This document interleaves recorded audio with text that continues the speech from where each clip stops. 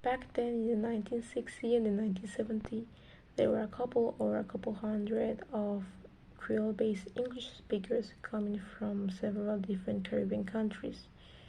In Panama, the country that had the most Creole-based English speakers was Jamaica, with around 6 to 700 of Creole-based English speakers.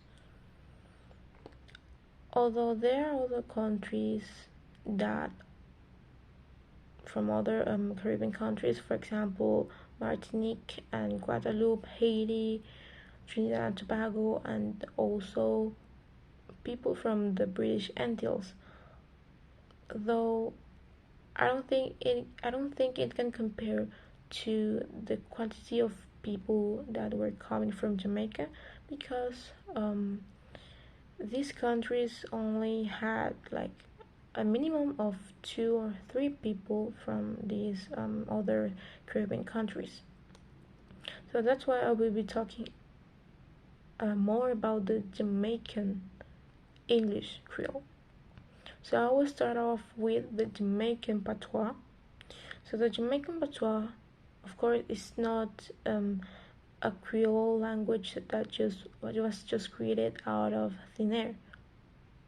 It is a mix of different languages, and that's what made it what it is today.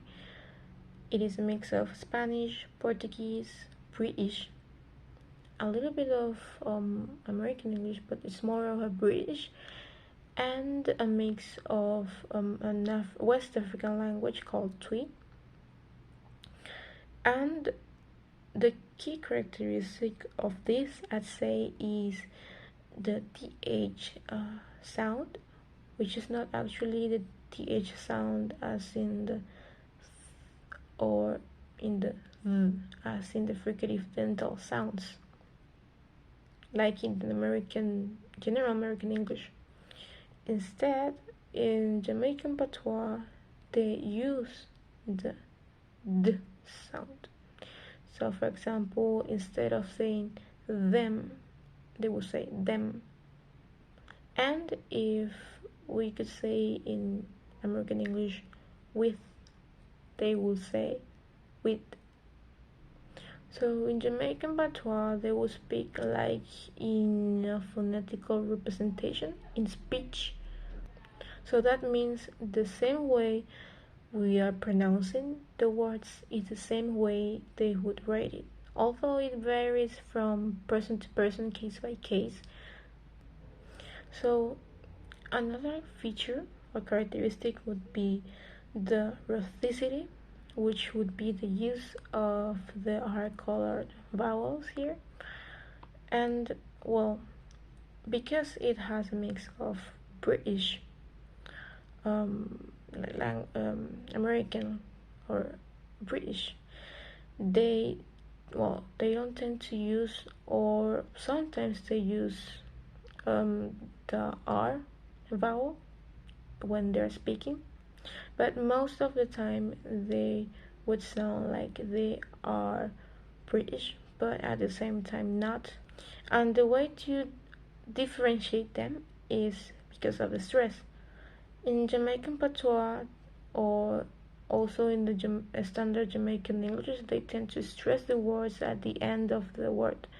So, for example, I would say mother, and a person from speaking Jamaican patois would say mother.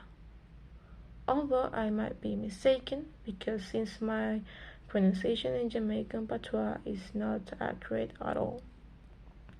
Also, I would say that by seeing the videos in the modules in Moodle, and in a couple, or one that I found is that they don't really pronounce the sound like in the general American English, like in the ing. They just pronounce it like a normal N. So if I would apply the first key feature, so by the way, they would just not pronounce the D but also the T.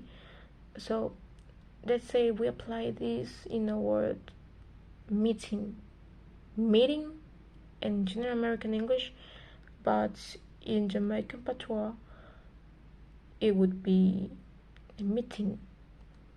It would be just like that. It would be probably written as it is spoken. And Jamaican patois has basically have this melodic intonation. And for standard Jamaican English, the key feature would be having the merge of diphthongs. For example, we have the ow diphthong. And also, for example, in the word mouth, that's for general American English pronunciation, but for in the standard Jamaican English, we would have mouth, mouth.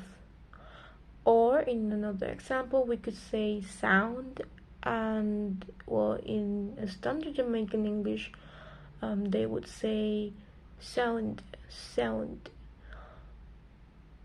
And another feature or characteristic would be fear, and the word fair, or the word beer, or the word bear.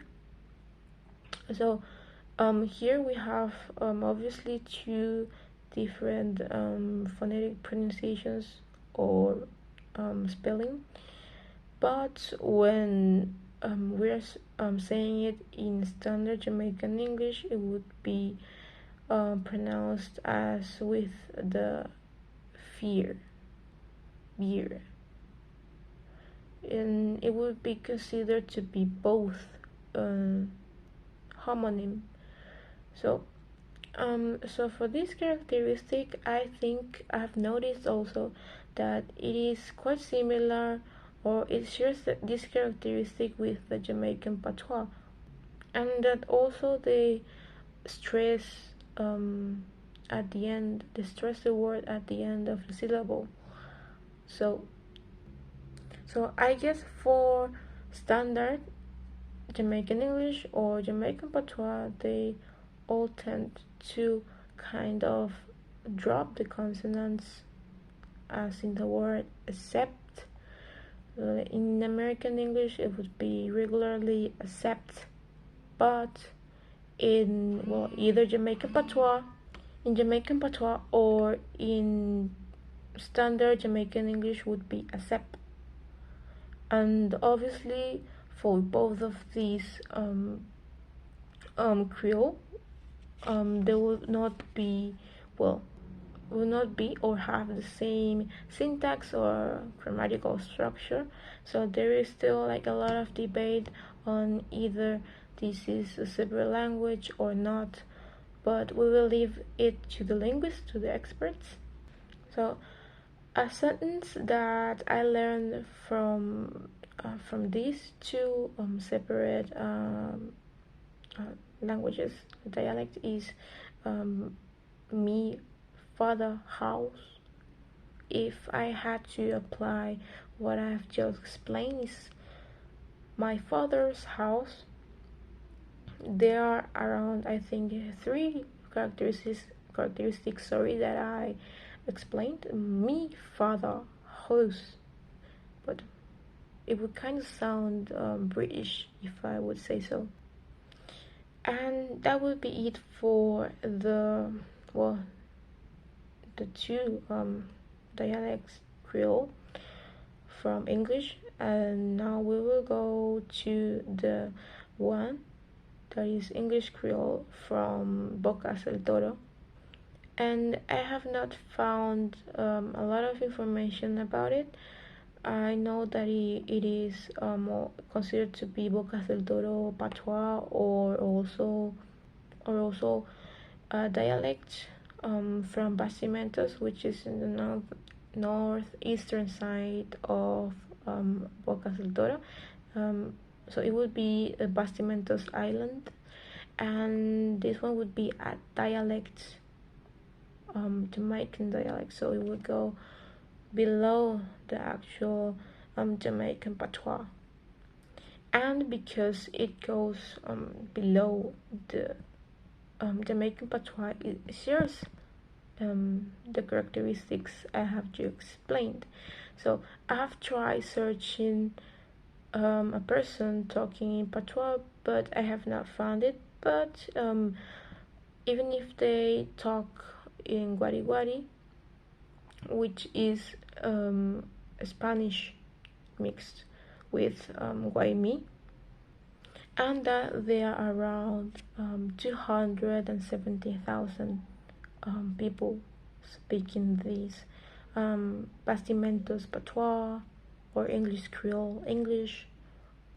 And now that technology is here, they can now find more ways to learn this patois, although older generations only know how to speak the real patois that is considered to be the only one.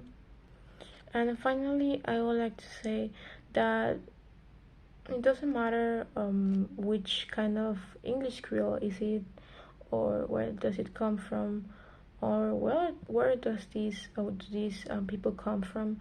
They are all scattered around Panama.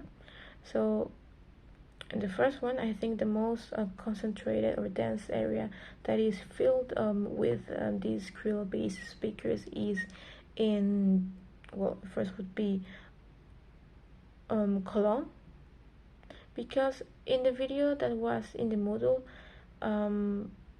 the person that spoke Jamaican or standard Jamaican English was saying that there were a lot of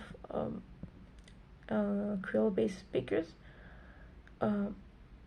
purchasing a lot of stuff from Colon Prison and then taking it back to the Caribbean countries, let's say to Jamaica, and also in Bocas del Toro there is not only also the Guari Guari, but there are also many other people coming from the other Caribbean countries, but it has not been officially registered in the internet. And the third area that may have the most Creole English speakers could be, and it is the Panama City. And the fourth one would be Rio Abajo. And I think a lot of descendants from these Caribbean countries will likely be to preserve or may change these type of dialects, mainly because of the influence of Spanish, or it depends on also their relationship with another people, depends on where they grew up in. Maybe they will have kids with another person from another country. And well, that will be it for this video. I hope it was simple yet concise about explaining English Creole in Panama. Thank you.